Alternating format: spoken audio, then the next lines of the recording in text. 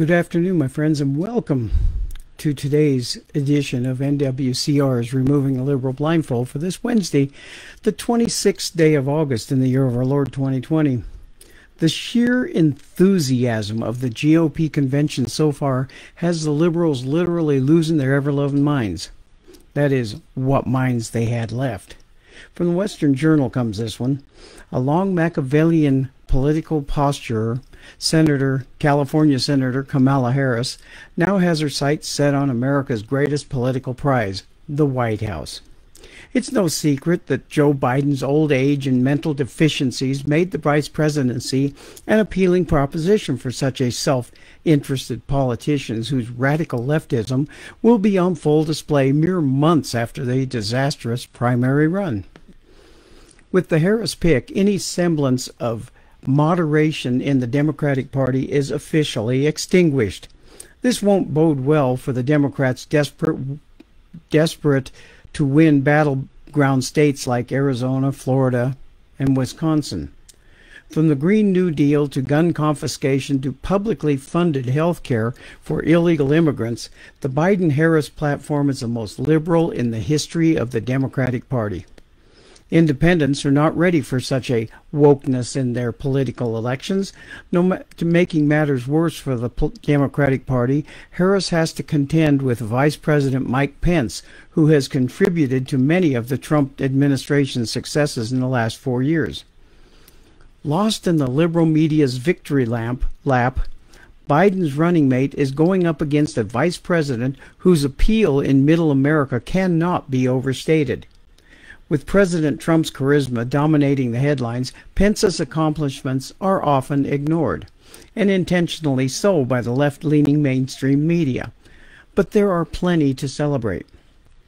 First and foremost, Pence has a clear message that middle America will no longer be ignored by Washington, D.C. elites. In charge of staffing much of the federal government, the vice president embraces a wide range of perspectives, many of them outside the Akela corridor. For example, more than 30 people from Indiana work in the Trump administration, including Surgeon General Jerome Adams. At the policy level, Pence has ensured that the Trump administration enacts a conservative agenda and upholds traditional values. In 2017, the vice president was instrumental in reinstating the Mexico City policy, which restricts U.S. foreign aid from subsidizing entities that offer abortion services. More recently, Pence met with pro-life activists at the White House and delivered a speech at the 2019 March for Life, where he promised to end taxpayer funding for abortion and empower Supreme Court nominees to overturn Roe v. Wade. To that end, the vice president helped push the Gorsuch nomination over the finish line. While Pence gives President Trump the space needed to lead, he is willing to take action on behalf of the Trump agenda. For instance, Pence cast the tie-breaking vote to confirm Education Secretary Betsy DeVos, a true reformer who believes in the religious freedom, due process in the sexual harassment proceedings, and other common-sense ideals. In fact, the DeVos confirmation was the first time that a vice president broke the tie for a cabinet pick. Pence's actions are also historic in other ways. After it was disbanded in 1993, the Trump administration brought back the National Space Council, with Pence championing $8 billion in new funding for the Space Force, America's new extraplanetary military unit. The message is clear. Under Republican leadership, the United States is once again an innovator on the global stage, building on the tradition of 1960s space exploration. Fast forward to today, and Pence continues to lead the U.S. response to the coronavirus, keeping millions of Americans healthy, while balancing the need for robust economic activity. It was under Pence's leadership that the United States flattened the curve, setting the economy up for a gradual reopening. It is this record, a successful conservative record, standing in Kamala Harris's way to the White House. Supporting President Trump on a daily basis, Pence has kept the Trump campaign's 2016 promise with steady nerves and an unwavering commitment to traditional conservatism. And Pence will be rewarded for it in 2020. Harris's Machiavellian dream will soon become a nightmare. And now to remove the liberal blindfold here, folks. One of the things that most people do not realize here is that Mike Pence was a congressman for Indiana for about 3 terms.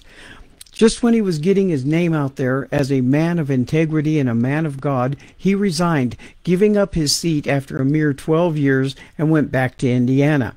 There he ran as governor and served 2 terms, putting the state back in the black after the previous administration had put it in the red.